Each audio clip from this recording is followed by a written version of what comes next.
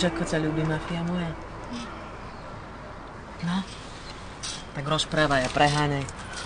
Musinko poslúchal? Tebe dnes nie je veľmi do reči. Budem radšej počúvať.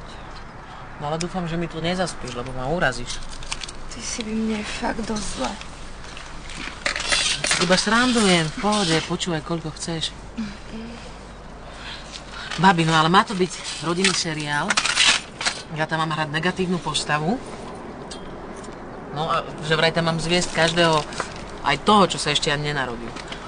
No ale dala som zvýšiť honorár, lebo idem 2-krát do hola, 5-krát kozy, no tak nech to máš švihnúť, ne? To im nevadí, že Tolka teraz točí také veci? Cicuška, keď ťa nevidia, tak o tebe nevedia. Ja neviem, no tak to je asi možno návdada pre bulvár, alebo čo. A okrem iného som točila ešte iba jednu kefovačku. A vyhodila som celý štáb. Čo majú čo očumovať?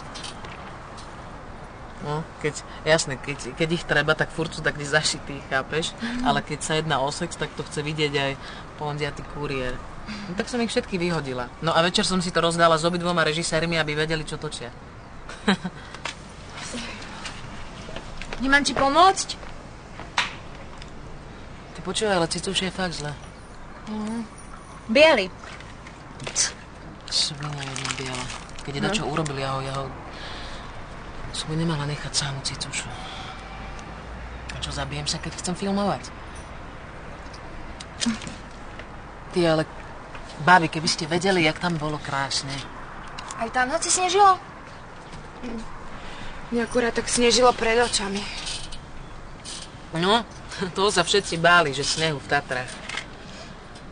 No ale to vám poviem, to bola spúšť. Ja som sa rozhodla, že tam zasadím stromček. Lebo z vianočného stromčíka mi tam ostala takáto šiška. Tebe už tiež šíbe. Že?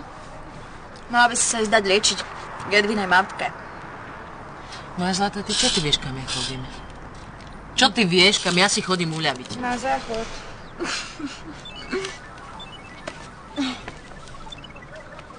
Áno? Drága! Nie, nerušíš.